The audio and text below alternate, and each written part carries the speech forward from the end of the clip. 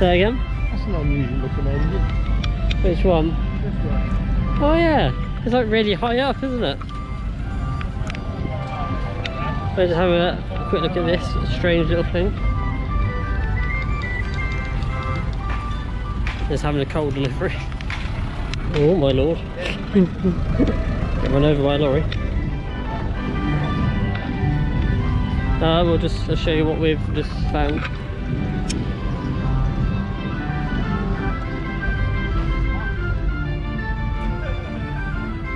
Very beautiful.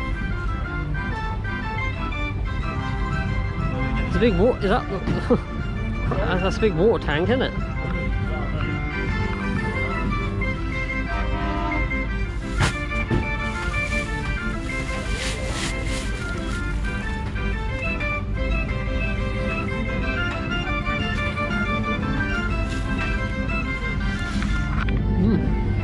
Very interesting. Yeah, we've been here about an hour now. It's starting to pick up.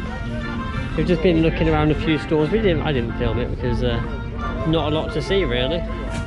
Well, it's a lot to see for me, but I can't really show you all everything. Otherwise, we'll be here for hours. But yeah, I'm also trying to get some camera footage as well, so bear with me.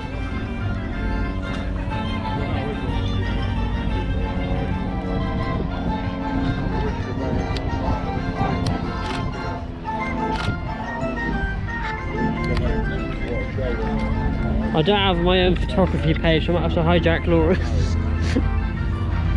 But yeah, we're sort of getting right into the proper steam area of the show now. And it's busy, it's getting busy now. And it's boiling.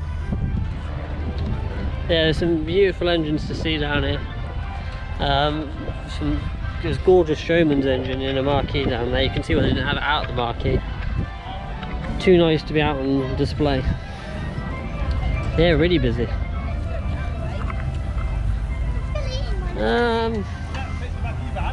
Might have a look in the old glory tent, see what it's about.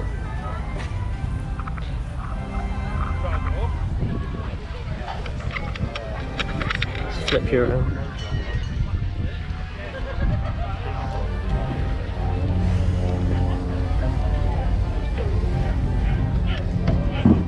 Competition here to win a tractor if you want one. Your tractor day is done.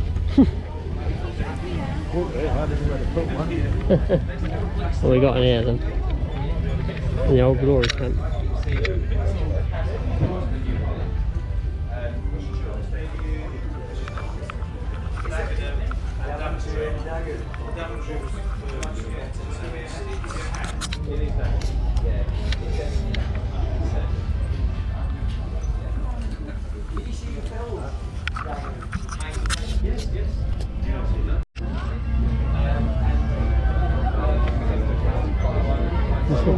No, that's alright.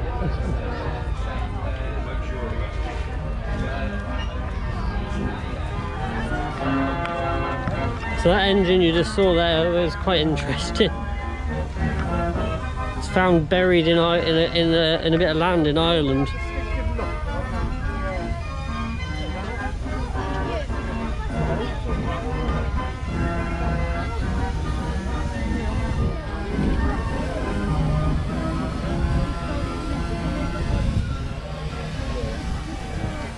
I think this is the road working area, isn't it? Yeah, it is. Oh, there was the funniest thing. It was back when me, my sister, the whole lot used to come here. They have this roadworks building thing here every year. They pretending there was a gas leak, weren't they? Unexploded bomb. Yeah, they had like this whole dramatisation that there was an unexploded bomb. And then just they were trying to dig it up, someone's balloon went bang and everyone wet themselves. It's brilliant. How different is it to how you do it? Very good.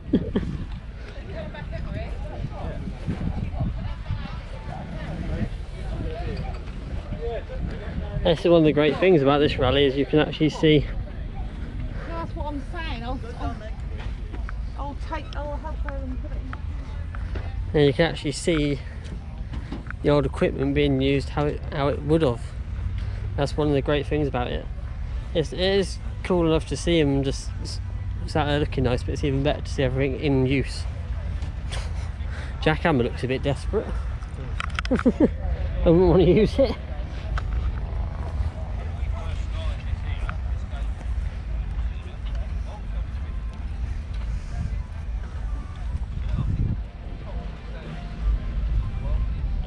Little roller.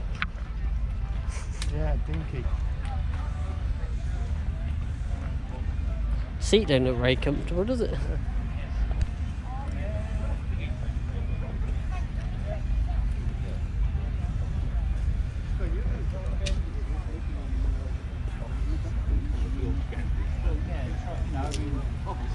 Charles, there's your column, look.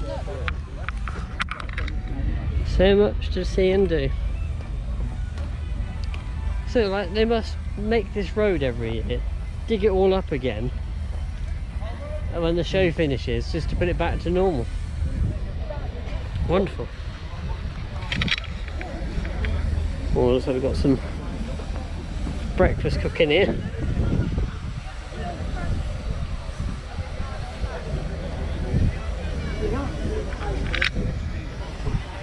I can only remember. Homemade jams and preserves.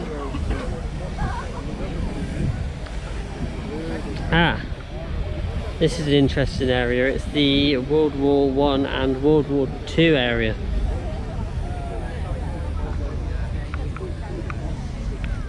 Sorry, one second, I'm going to get a photo again. Sorry.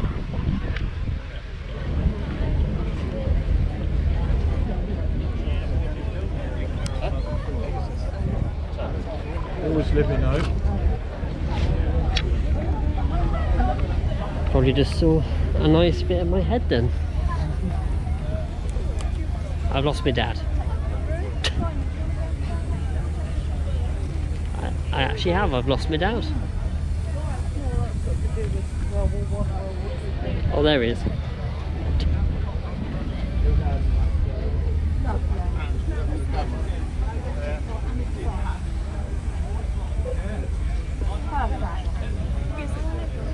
Right. Come on then, let's go up here.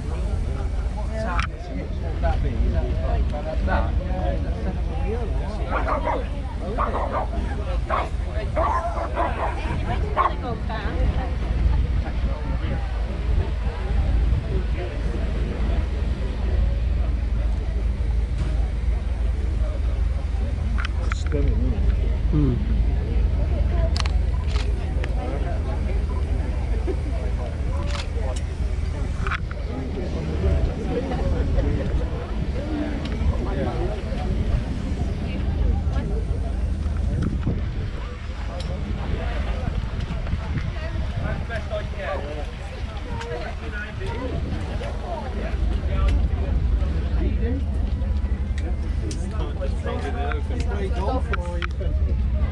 Oh, he plays golf. I'm very busy at this end.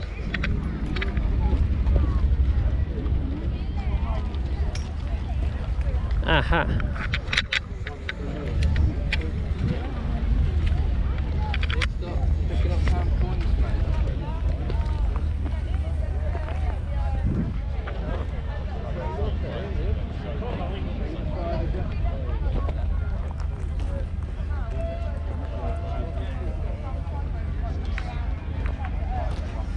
Yeah, that was last year.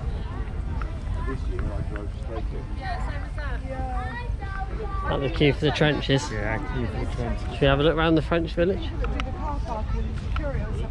But they changed dates. Is that the top of like an aircraft control tower there? Probably got a sign. Let's try and find the sign. Yeah, air traffic control tower from RAF Tarrant Ruston Airfield.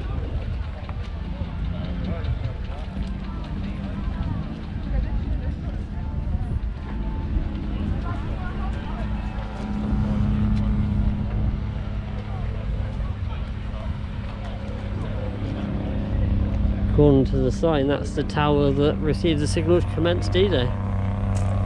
Cool. That was the first place that took the call for D-Day to proceed. Yeah.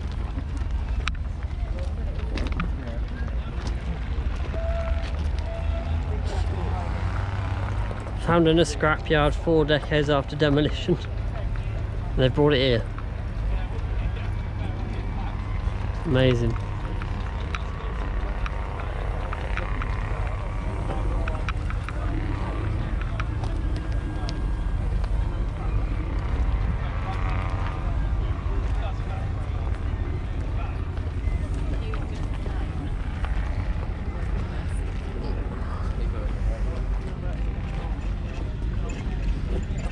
Oh.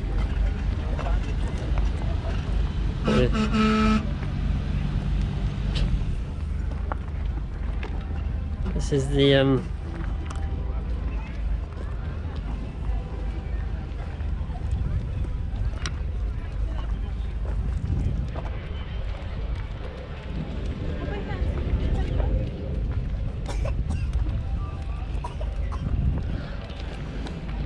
so basically they purposely built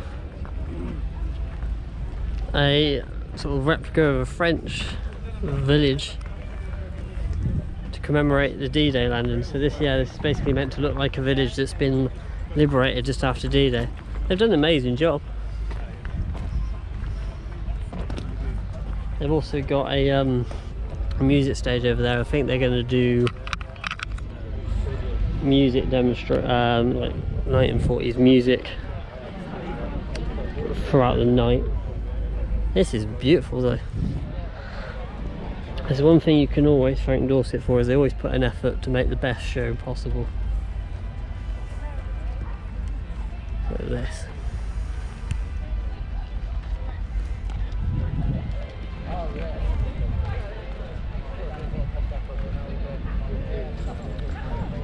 It's so difficult to explain how amazing this looks. You have to come down and see it for yourself.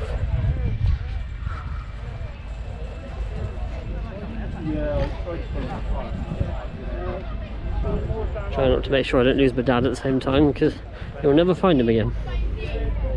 Sorry, I was going to get some photos of this beautiful American, I think it's called M80 half track.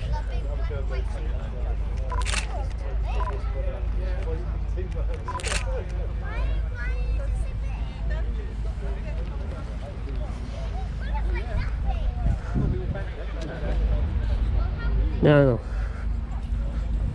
this is what I like to see.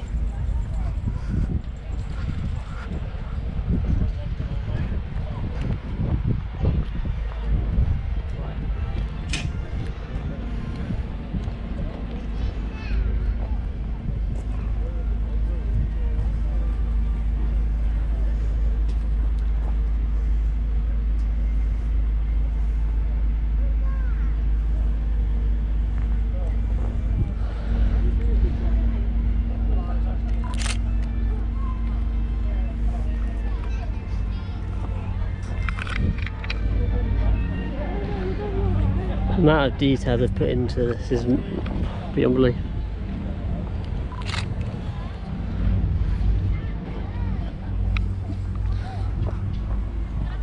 There's my dad. What have you been looking at then? The paratrooper over there. See how beautiful this tank is?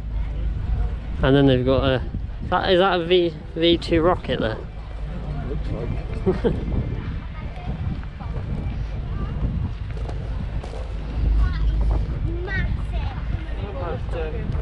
You'd certainly be a bit concerned if that comes through the wall.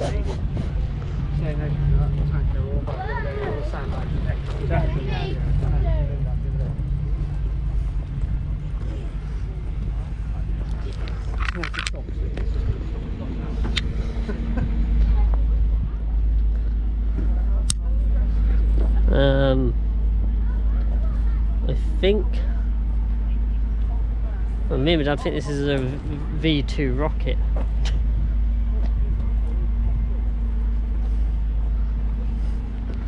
They've put so much detail in here, haven't they? They've even got a little bombed out bar.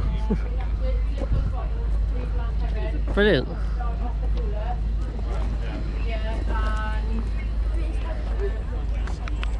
Oh, they've got an actual bar in there.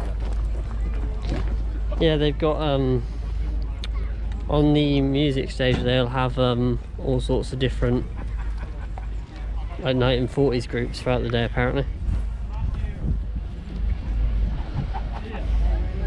Let's have a look at the back of this.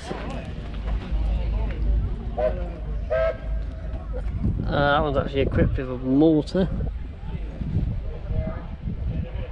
And you've also got a machine gun there. Yeah, this one's mainly a mortar one. There's so many different uses for these. You had troop carriers, mortars.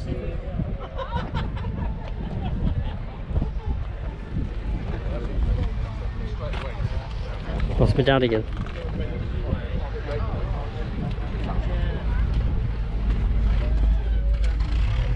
Dad, are you seeing this?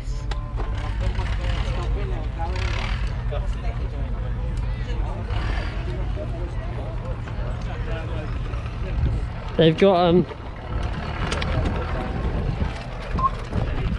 a big pile of rubble over there, and it's got two turrets sticking out of it.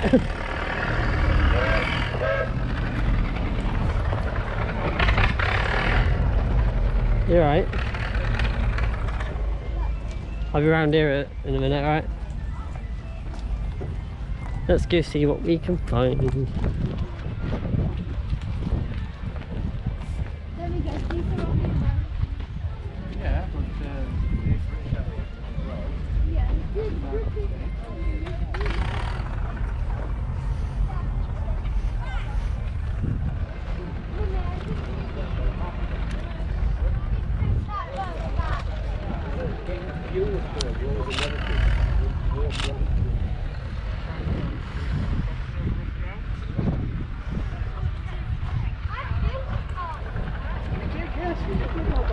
Another half track. This one's the troop carrier variant version, not like the mortar one you saw over there.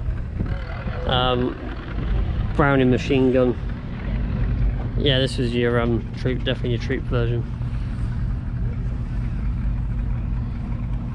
I'd love to have a go on one of these. One of my dreams is to have a ride on one of these. What else have we got then? Dodge Jeep, GMC lorry. Let's have a look. I think it's got military history is one of my favourite areas to study. Sort of if you go to my house, I've got thousands of books, DVDs, everything.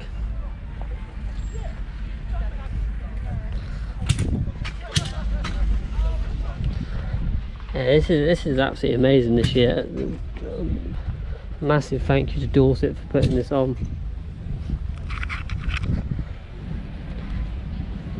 Again, I said this many times, you have to come here to truly appreciate it.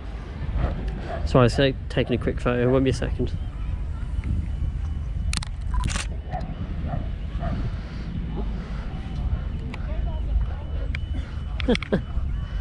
Just noticing funny over here.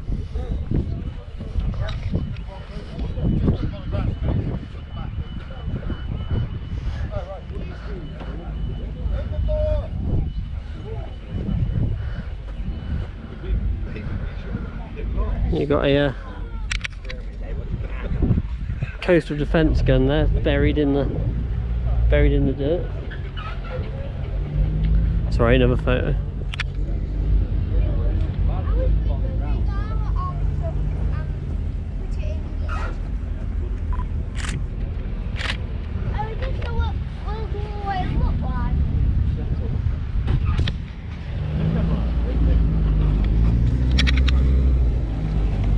Oh, gotta get out of the way. You get run over.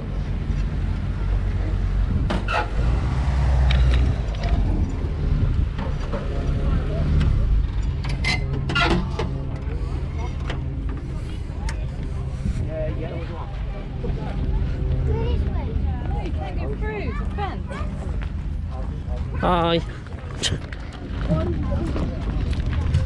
Nice little towing unit, isn't it? Yeah, that was a quick tour of the World War II French village for you. So yeah, I'll catch up with you in a second when we get into the World War I area. See you in a bit.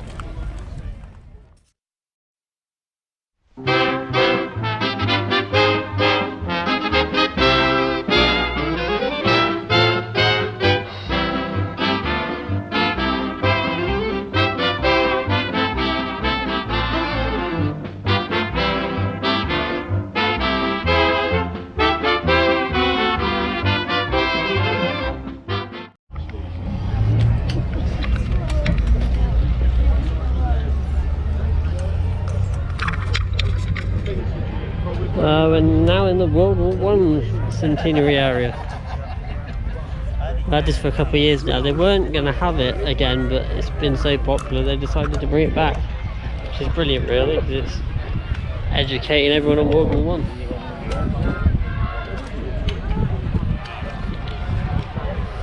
I think they've actually extended the trenches this year. What's this one for?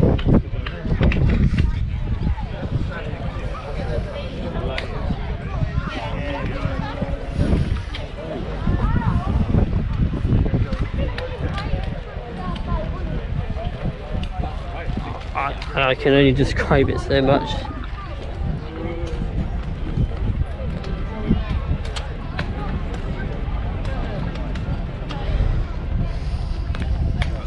Should have it raining so it's a bit like the trenches, shouldn't they? All bogged in.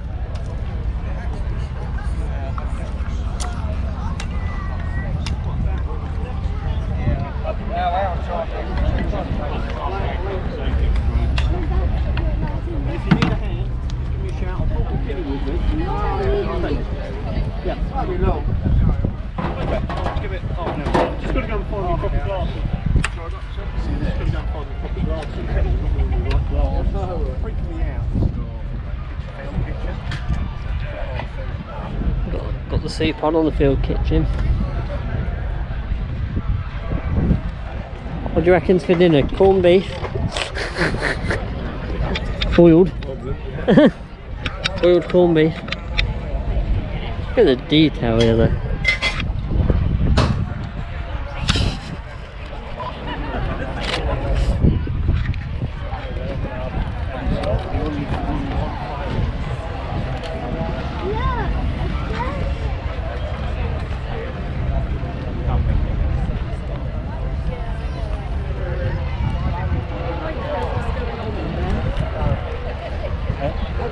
I must have filmed a lot, my camera's already on 13%.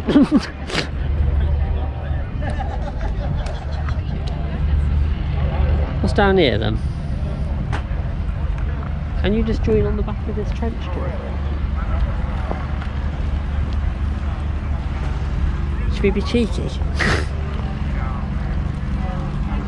They ain't gonna know, are they? They don't have the big firing guns this year, do they? What should we do next then? I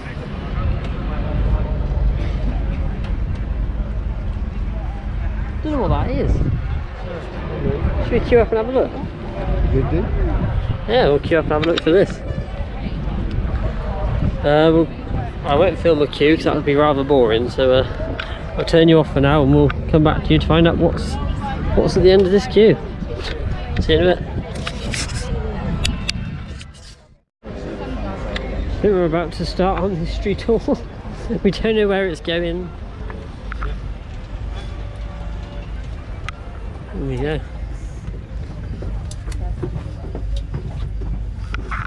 Might not actually be able to see anything on here. Actually, surprisingly, it's picking everything up. Mind your head, Dad.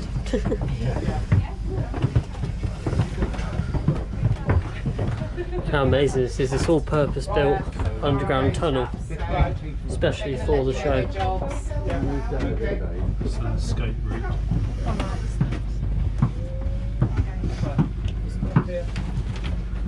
No, I'm not talking. Lady trouble, she's going to get past me now. No, you have to follow the other lady. She'll take you along the corridor. You've all got to squish into the corridor. Push into the corridor. Yeah, and he'll be down there to give you a chat about his job. Thank you. I'm just to escort the visitors to make sure you can stay safe. This is amazing, isn't it? Oh wow, look at this, I've set up proper. This is beautiful. I've just been topside, having spent 2 hours down here. It's pretty bright up there, isn't it? It is. Sun's out. Yeah. Come on, ladies and gentlemen, in you come. Fill your boots.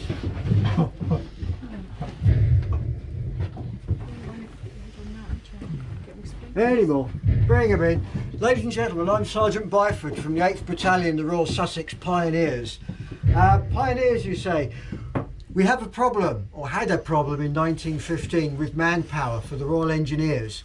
There was a lot of work to be done, but not enough men to actually do the work. So the War Office, in infinite wisdom, came up with converting a lot of the new battalions that were being formed into pioneer battalions. And the 8th Royal Sussex was one of those. So we then put down our rifles, having done the basic infantry training, and started learning pioneering work. All this stuff was supervised and designed by the Royal Engineers, but it ended up actually being manufactured more by the pioneers. The engineers had the major know-how, but the pioneers, they could use saws, hammers, nails. They knew how to make things. A lot of my blokes are carpenters and plumbers, so again, we know how to operate tools, which is a good thing. Down here, we paint signs as well. The beds here, too technical for the men of the Royal Engineers, the other way around. The Royal Engineers wouldn't fuss themselves with building beds. We can do that.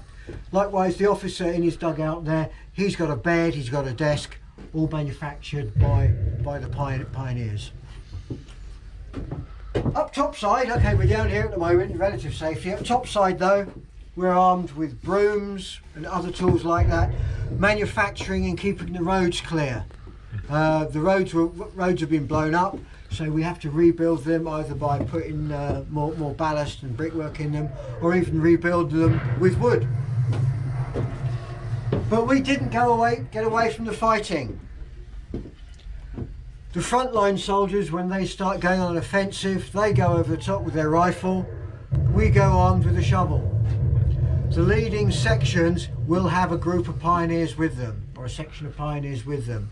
What will happen is our leading section will either get into the enemy trench, or will get to a position that the commander of that section decides we're going to go firm here, we're going to dig in here.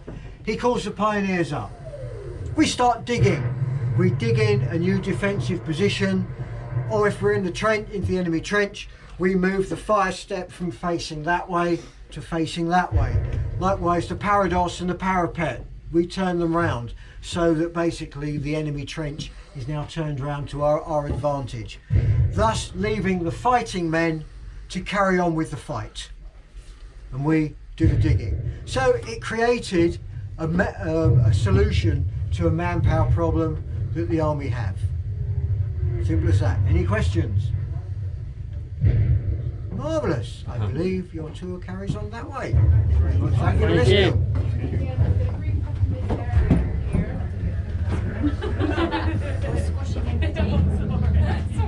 See, like this at the moment is quite cosy, but you've got to think 1915, probably mud. Any shorter correspondence, so do send that to the front so they can see more easily what's going on.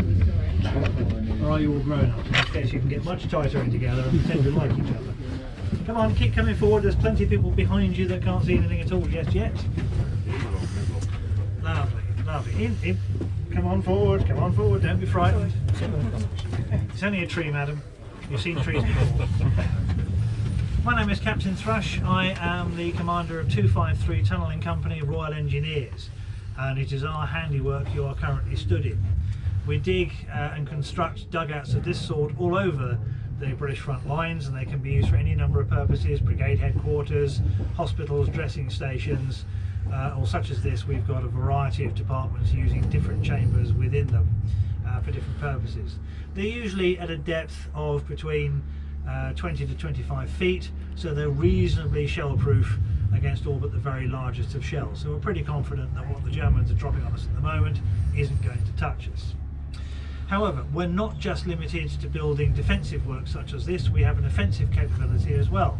Just round by the Pioneer Sergeant section, you'll see the beginnings of a new tunnel that's being dug into the chalk. And that will be a shaft which we will push down way down, 20 yards possibly under the earth, and then we will go under no man's land out towards the German front lines.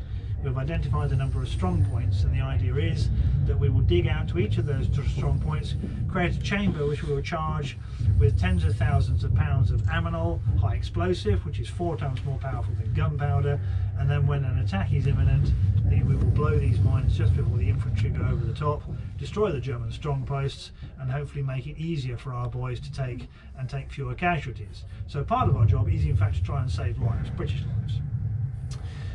Until fairly recently, you had occasions where British and German miners would encounter each other underground, and it resulted in some fairly vicious hand-to-hand fighting in confined spaces in the dark. But we've largely managed to stop that. We have listening posts now, which are beneath no man's land, out roughly in between, and at certain times of the day all other work in the British line stops, so that these listening posts can actually use effectively an underground stethoscope to listen out for German activity. I have one here. So what we do is, these are placed about 18 inches apart with a compass in between them, and when the sound from the German digging is equal in each ear, then we can take a bearing on where that activity is coming from. And then, ow, quite sensitive, you can imagine, so my ears. We drill a 6-inch hole out through no man's land, and we estimate how far the Germans will have dug in the time it takes us to drill the hole, and we intersect at a point, charge that borehole with a torpedo charge, electrically detonated, fill that in, and when we think the Germans are in the right place, we blow that and collapse the German workings and the miners contained within. So that's an offensive part of the war that we are winning. Here in the Somme, we're digging in chalk, so it's pretty much traditional mining techniques. Water passes through the chalk, it doesn't tend to pool, but obviously around places like Ypres, we're digging through sand and we're digging through mud, so we have to use different techniques which we've developed in order to be able to do so, using experience of miners from all over the British Empire. So, thank you very much for your kind attention, and you can move on to the next part of your tour. To come this way. And visit the dressing station. Thank you. Thank you. Thank you very much. This is great, isn't it?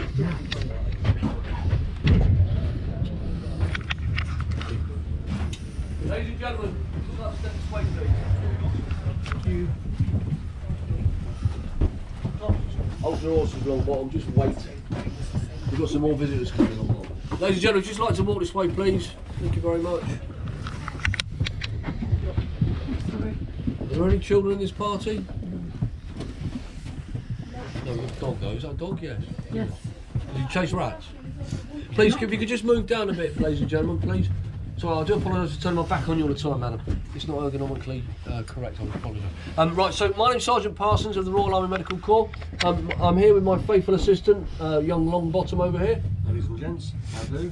Young in the broadest sense of terms, I must admit. Thank right, you, Sergeant. Longbottom. What time is it? Hold your horses. It is 11:31. Thank you. Okay, so this part of the advanced dressing station forms part of the chain of evacuation for evacuating casualties from the front line back to definitive medical care. And this element of the advanced dressing station, our job here is to conduct a thing called triage. Triage is a French word which basically means the sorting and collection of something, and in this case it's casualties. And what Longbottom's doing there is just checking this soldier's identity disc against his medical documentation which is attached to him on a label. This casualty here, I appreciate you can't see him down there, you people here can see him, he's actually a German. It doesn't matter if he's a German or if he's an Allied soldier, all casualties are treated the same. And this individual's been hit in the face. He's been quite badly hit. What else? He's had a whiff of his own gas as well, I think. Right, so he's had a lungful of gas. The treatment that we're conducting in this part of the chain of evacuation is concentrated oxygen therapy, which is being administered via a tube into his mouth from oxygen bottles which are underneath the stretcher. And we'll just see if it's working. Is he alright? Hold your horses. No, it's not working. Feet up, long bottom. Feet up, long bottom. No, still not working. Stand down. Now this casualty's situation is actually deteriorating, so what we're going to have to do, long bottom, is get him into damage control surgery. Damage control surgical team, which is attached to the advanced dressing station down here, is actually located at that door behind yourself, sir. So what I'm going to have to do, ladies and gentlemen, I'm afraid, is invite you to depart this subterranean location through this corridor here, which will take you out into the front line. Thank you very much for listening to us for the last few minutes, but we must get this casualty into damage control surgery. Thank you very much, everybody. Thank you. Right, get the run along bottom and turn the oxygen up. They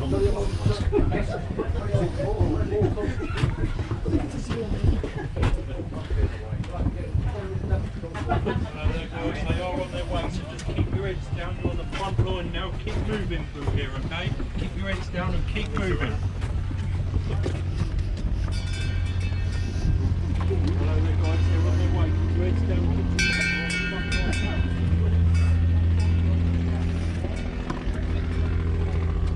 This is amazing. They were inside everywhere. I wish I had. Glad we queued. Yeah. I wish I had something like this, like permanently set up somewhere in like a museum.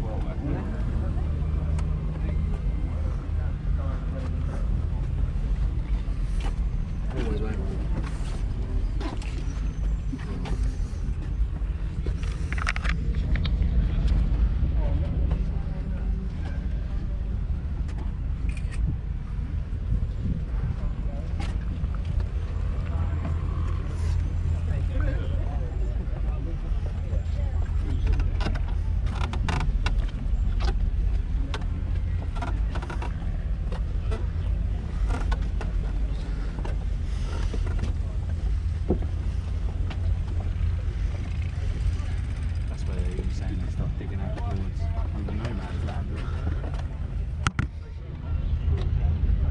Starting a new tunnel.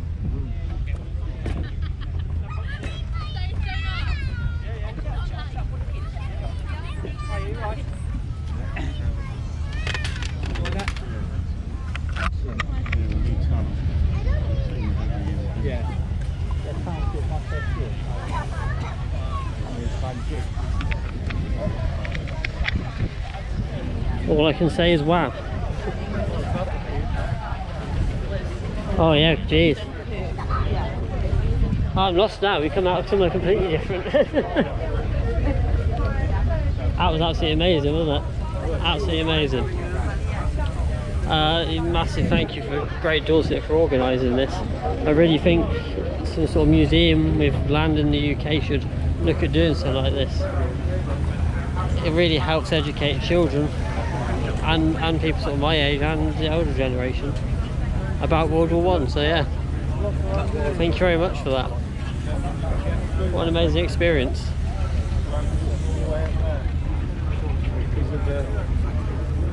Oh yeah, should we walk around that way? I think we're going to go for some lunch now. Have some lunch. Yeah. I'm hungry.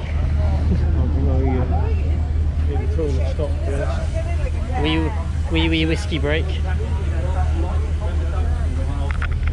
Yeah, those trenches were so well built. Like, it must have taken them ages to prepare it.